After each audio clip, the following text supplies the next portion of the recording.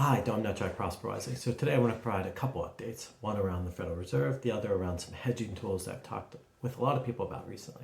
So Federal Reserve, so Jerome Powell is sticking around for a little while. The Biden administration chose to hold on to him as head of the Federal Reserve for the time being.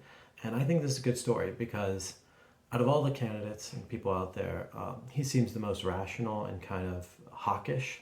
And what that means is he's willing to risk some downside to the economy in reducing the Federal Reserve support. So he's willing to back off of the Federal support, all the money slushing around out there, bring some of that back to make the system healthier, knowing that it may cause some economic stress.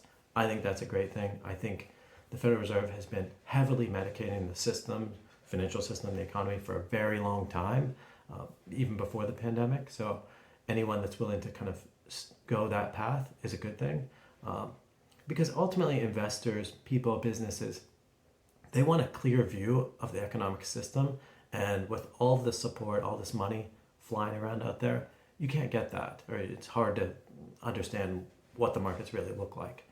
So we'll see how that works out.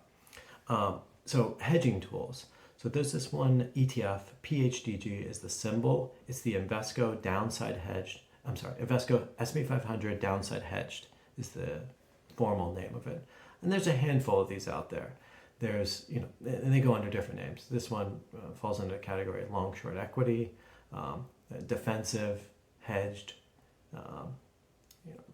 or just some of the names out there. Minimal volatility is another one you'll see. And they're all out there to kind of help investors mitigate the risks if they feel the need to do so.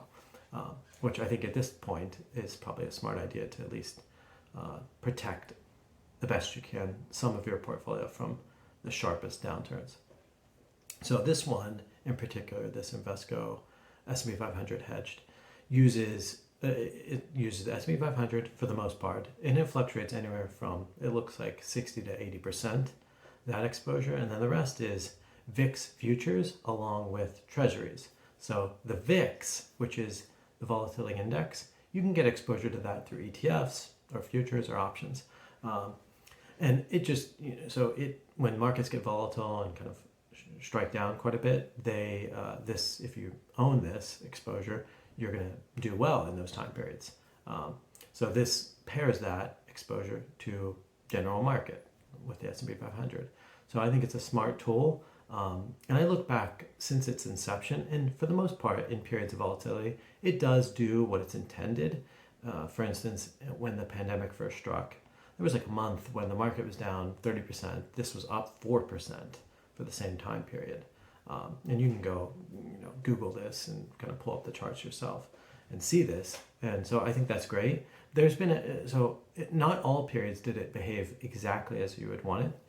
In 2015, when the Federal Reserve embarked on another normalization or kind of pulling back support episode, it didn't do as well. It kind of mirrored just the basic market, so it didn't give you that defensive hedged experience that you'd want when owning it.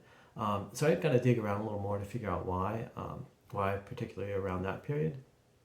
My guess is that the volatility index itself didn't spike as much as it's needed to kind of really boost the returns on that side. That's my kind of initial analysis, but we'll see. Like I said, dig around a little more. But my recommendation would be and this is just kind of a general thought, is that you'd want to pair this with other tools if you're trying to de-risk or reduce the risk in your portfolio.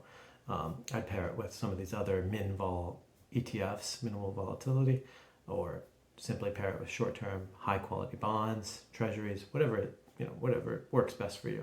But that would be my recommendation. I wouldn't just use it as its own one-off single solution. So hopefully that's all been helpful. Take care, guys.